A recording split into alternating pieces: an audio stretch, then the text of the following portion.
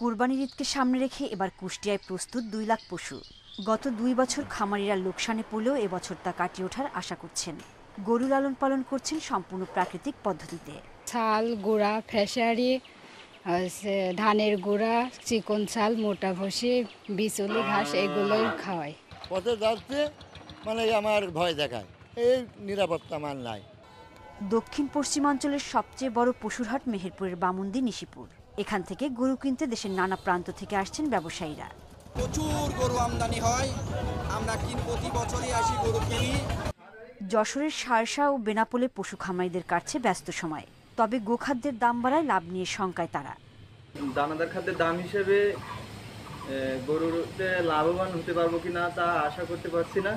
ময়মনসিংহে খামারের পাশাপাশি অনলাইনে শুরু হয়েছে পশু কেনাবেচা। এবছর মাঝারি আকারের গরুর চাহিদা বেশি বলছেন খামারিরা। আমাদের 30টা থেকে 6টা গরু ঢাকা সেল হয়ে গেছে, আরও রেসপন্স আসতেছে আলহামদুলিল্লাহ।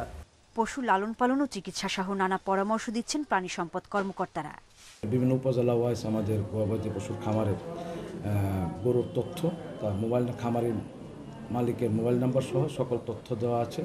যারা অনলাইনে ক্রয় করতে চান তারা সেই ওয়েবসাইটে ঢুকে সেখান থেকেও তারা খামারির সাথে যোগাযোগের সাপেক্ষে আমাদের এই গবাদি পশু ক্রয় করতে পারবেন। অনলাইন ছাড়াও জেলায় 152টি স্থায়ী অস্থায়ী কোরবানির পশুর হাট বসবে। হাটগুলোতে চিকিৎসা সেবায় কাজ করবে 52টি মেডিকেল টিম।